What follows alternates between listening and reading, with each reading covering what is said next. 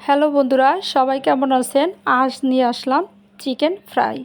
বাচ্চাদের অনুরোধে chicken fry করলাম। প্রথমে মশলা পেস্ট করে নিব।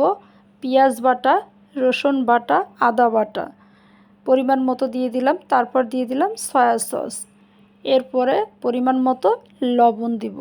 তারপর মরিচ গুঁড়ো, ধনে, জিরে এবং গরম মশলার গুঁড়ো দিয়ে দিলাম একটু লেবুর রস।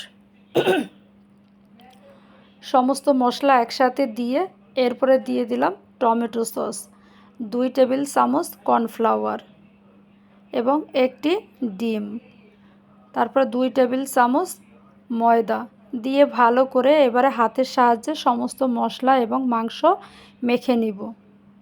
একটু লক্ষ্য করলেই বুঝতে পারবেন। তাই সুন্দর করে ম্যারিনেট করে আমি আধা ঘন্টার জন্য ফ্রিজে রেখে দেব, যাতে আমার মাংসর সাথে মশলা একদম মিশে যায় এবং চিকেন ফ্রাইটা অনেক সফট হয়। এরপরে চলে আসলাম চুলোতে। তেল দিয়ে একটু গরম হওয়ার পরে সমস্ত একে একে মাংস দিয়ে ভেজে নেব, ফ্রাই করে নেব। এপিট ওপিট সুন্দর করে লাল করে ভেজে নেব। ফেসবুকে কাজ করতে আসলে ধৈর্যহারা হলে চলবে না। একজন আপু ভাইয়েরা বলে এটা সেটিং করেন, ওটা সেটিং করেন, কিন্তু ফেসবুক না চাইলে আপনার ভিডিও কখনোই ভাইরাল হবে না। অবশ্যই ফেসবুকের দিকে লক্ষ্য রেখে আমাদের টাইমিংয়ে কাজ করতে হবে। ধন্যবাদ।